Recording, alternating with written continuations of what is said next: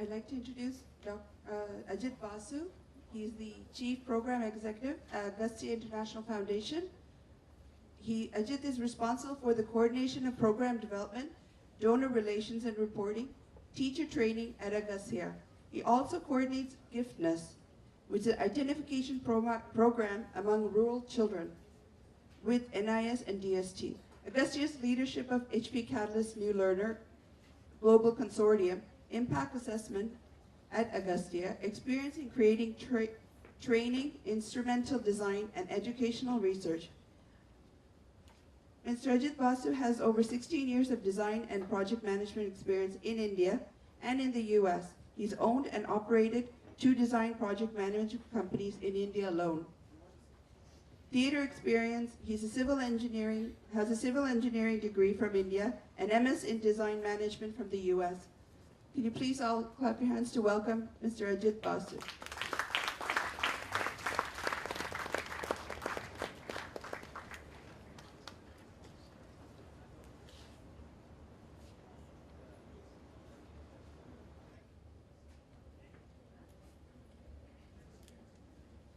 That's great. Less girls, huh? Great. Okay. You know why Government of India is doing this? I met with the DST people a couple of times. They were telling me that government is so desperate to get people in science. So you're in a science-inspired program, right? Am I right? Okay. So what is the significance of science?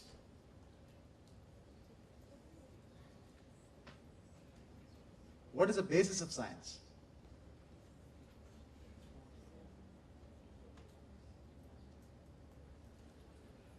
Anybody? So the idea of science practiced in the West and the idea of science discussed here in India is slightly different, but which is okay. But government is feeling that we need a lot of scientists in the near future. So government is investing a lot of money. You heard of ISER? IISER? Recently campuses are coming up. Why is it? So government is initiating another program which my foundation is involved in called Giftedness Program, where they are going into villages. We are primarily in the villages. I'm part of a foundation which teaches 16 lakh village children in 9 states of India. Right? That's what I'm going to show you a video which shows what we do. So we have been traditionally good in science, you agree? And math? So that is in our DNA, right? Somewhere we got distorted into the idea of, myself is an engineer. Okay, I can excuse myself because I'm now working in science, the field of science. Because somewhere in the line we just got that demarcation saying that, applied science, which is engineering, is more important. But how can it be without the mother? The basis of, it's like saying, how can Malayalam exist without Tamil or Sanskrit? 60% of Malayalam words are Sanskritized. We get a lot from Sanskrit. Likewise, so science is a base. All over the world, the word called skepticism, you know that? The word called skepticism. So primarily science revolves around that area all over the world. One scientist told me that only a good skeptic can be a good scientist. You agree? Or don't agree? So that's skepticism, But in India, we have a slightly different meaning, a slight difference. What is the word we use for science?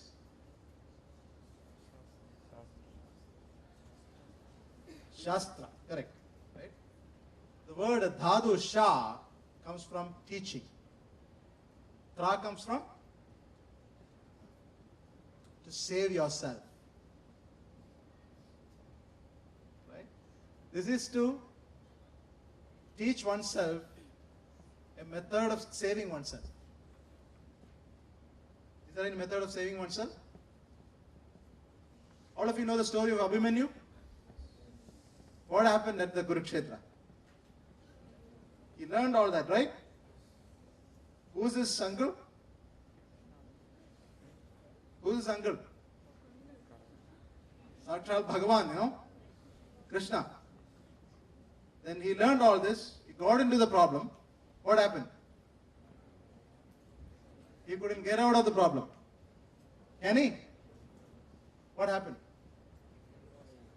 So that the idea of teaching was there. The idea of saving was not there. So he couldn't save himself. So that's what I said. We added, in Indian dimension, we added a small thing into the idea of science. You know who is the greatest scientist in this world? That scientist is there at your own house. Your own house, there is a scientist. Who is that? Huh? You said that. Myself, that's one thing. There's one more person who runs a lab.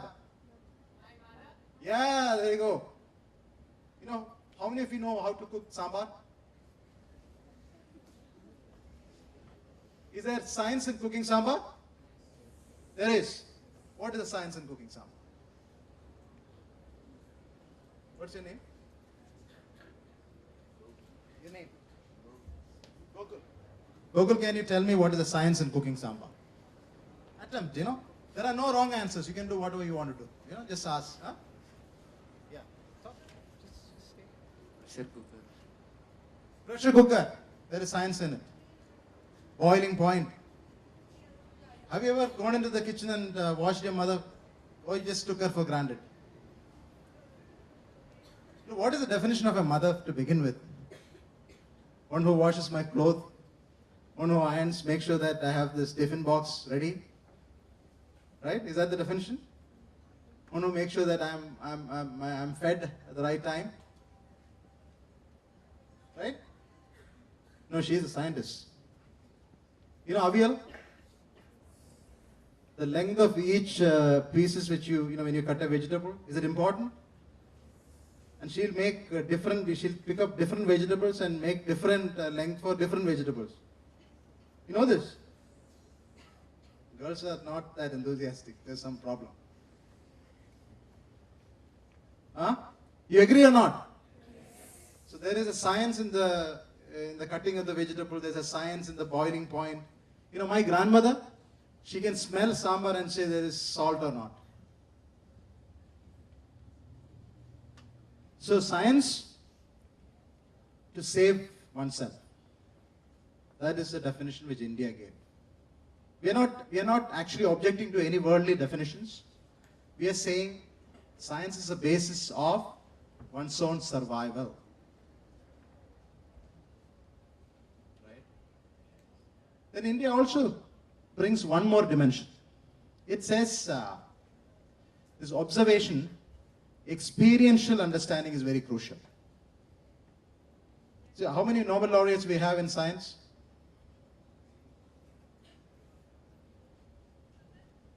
So that culture of observation, which was there, part of our culture, which was there from ancient times, which is simply missing. Somewhere we got a disconnect. Now we are very career oriented.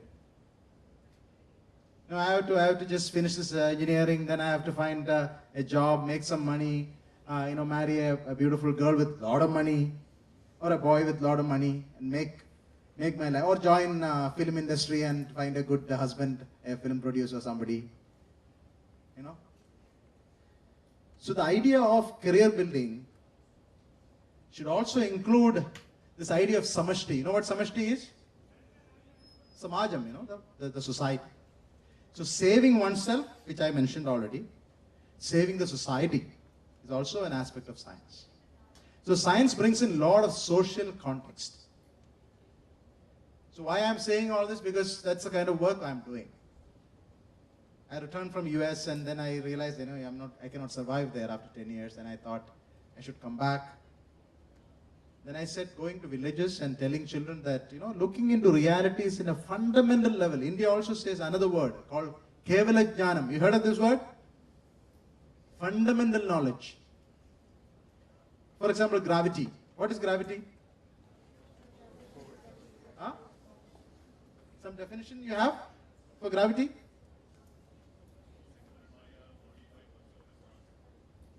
Correct. But gravity, what if there is no gravity? So a child asks this question. In a village, if I ask this question to a child, she will go in, contemplating, and she's trying to find answers. What is gravity? If I put this pen down, it's going down. Right? So that's an experiential understanding of gravity. So this observation-based experiential understanding is very crucial for our learning.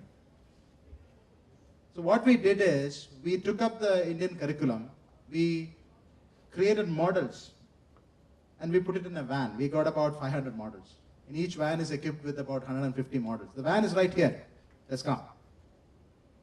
So we learn using playing with the models and other aspects. But have you seen this movie called Three Idiots? Is it a good movie or? Very relevant, right? So we need to shift our focus towards doing and learning, observing and learning, playing and learning, experience and learning. Right? From now on. I'm just personally telling you, after my long years of experience, I'll tell you, this career is a fad. I don't think it's important. Becoming a human being is more important. Live an optimum life. Just lead an optimum life. I'm not saying live as a poor man or all that. What I'm saying is, there's a word called dharmam, This is a word India coined. Nowhere else in the world this word is there. What is dharmam? There's a simple definition. In whatever actions I do, I see the other in it. When I'm speaking here, I'm excited. Prema and Raghu, all of them invited me.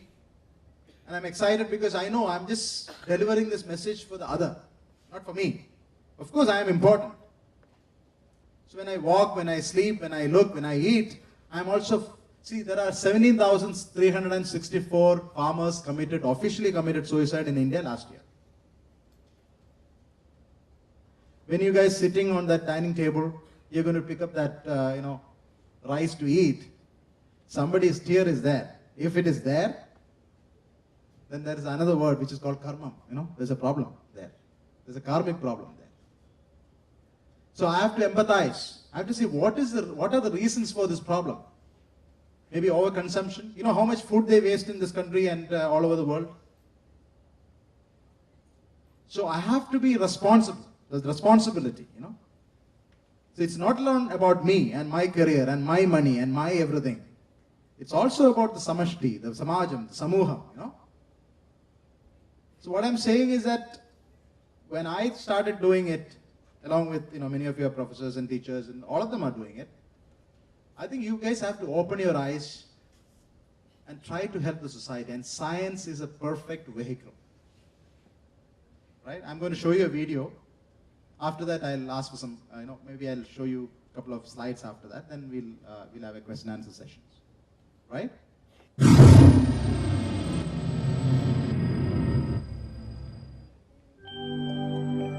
Where the three southern states of Andhra Pradesh, Karnataka and Tamil Nadu meet, just a 2-hour drive from the city of Bangalore, Agastya International Foundation occupies a 172-acre campus.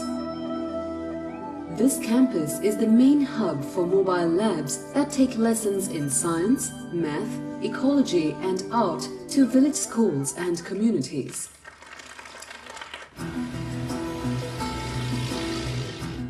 On remote rural roads that ribbon the landscape, more than 50 brightly painted vans carry low-cost experiments that augment the curricula of government schools. The mobile lab is the only real lab many rural students and their teachers ever see. This is the largest science outreach program in the world. Instructors from Agastya teach school children by using models and experiments, encouraging them to touch and explore through close observation. The natural curiosity of children is fostered, sparking creativity as their confidence grows and learning is made fun. Mobile lab instructors are true change agents, traveling 600,000 kilometers of rural roads and visiting 10,000 schools in a year, engaging children, teachers and communities in interactive learning. The goal is to permeate the whole of India with as many mobile labs and science centers as possible, a method approved by India's National Knowledge Commission.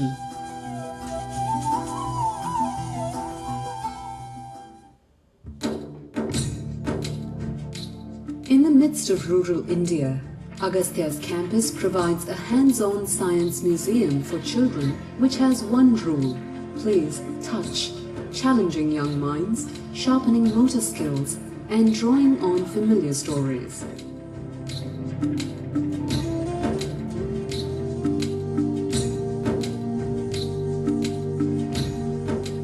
At one end of the spectrum are the durable, elaborate models used in the Discovery Center and carried to science fairs.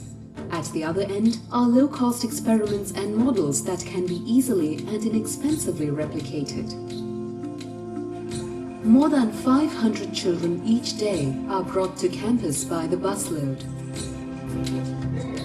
From durable models built for energetic hands and inquisitive minds, visitors to the Discovery Center learn principles of science and math, laws of physics, and our place in the solar system.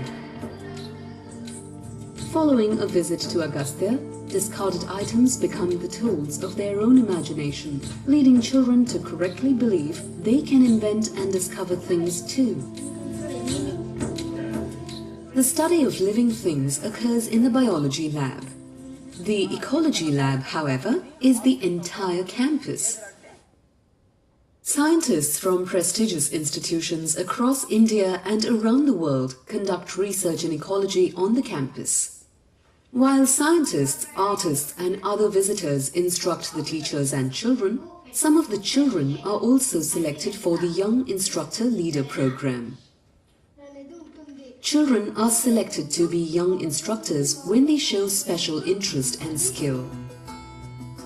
Agastya also reaches communities through science fairs which come into town with all the excitement of a traveling circus. For a few days, young instructors demonstrate low-cost experiments and elaborate models to children from the local schools. Like the Discovery Center, the science fairs stress an interactive, hands-on experience.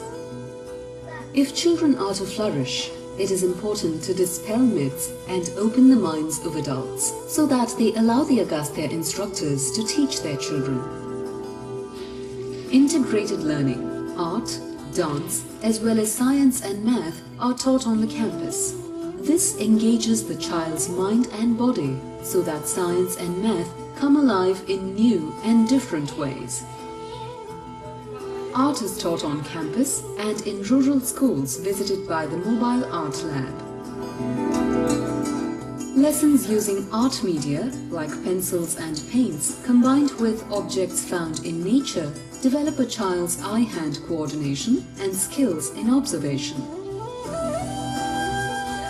Mobile labs visit rural villages after dark, and whole families gather at a central location, often illuminated only by the lanterns the vans carry. Communities learn about the importance of ecology, the value of Ayurvedic plants, and other lessons useful in their lives. Experts say that we only retain 5% of what we hear in a lecture. One young visitor from the major city of Chennai said, "My teachers taught us about the Bernoulli effect last year, but I didn't really understand it until I came to Agastya today and I saw it." When two village girls went to sit under a tree merely to escape the sun, they began to wonder why the leaves of certain trees cooled them more than others. The encouragement at Agastya to ask questions led them to a project that won them a prize in the Intel Iris competition at the national level. Agastya continues to produce winners of this prestigious award who compete with students from the country's finest public and private schools. One visit to Agastya one day can make a huge difference, turning on a light for a child. Agastya knows how to spark curiosity in India's children. That is simple.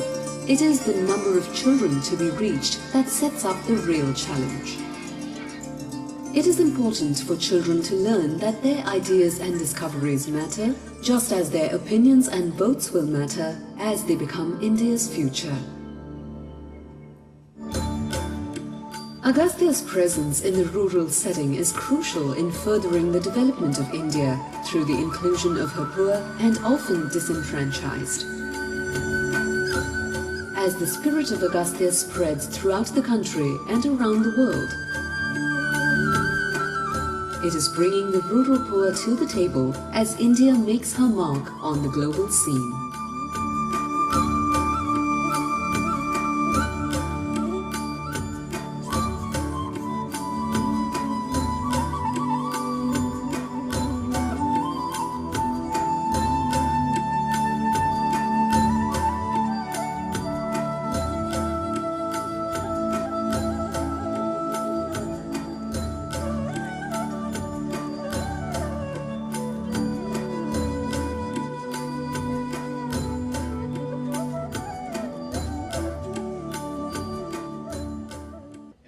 India has 300 million children going to school. 60 million children don't even have one-time food, right?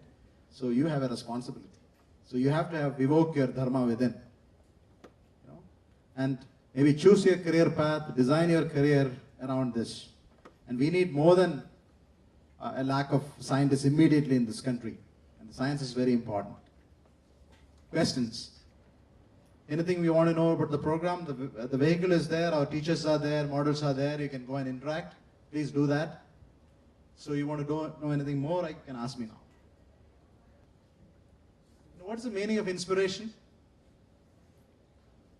What is the difference between motivation and inspiration? Have you ever thought about it? Huh?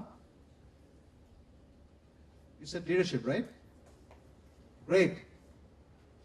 So I think that's a name they chose, inspire, Motivation, you need an external agent to do it, to motivate you. Inspiration should come from within, right? By itself. See, when you were children, when you were 1 year old, 1-year-olds, you always learned everything on your own. And every child will learn the first language on her own. Right? You agree? First language, the most difficult thing to learn. So take that inspiring mode. Inspire yourself. Right? If you don't have any questions, thank you.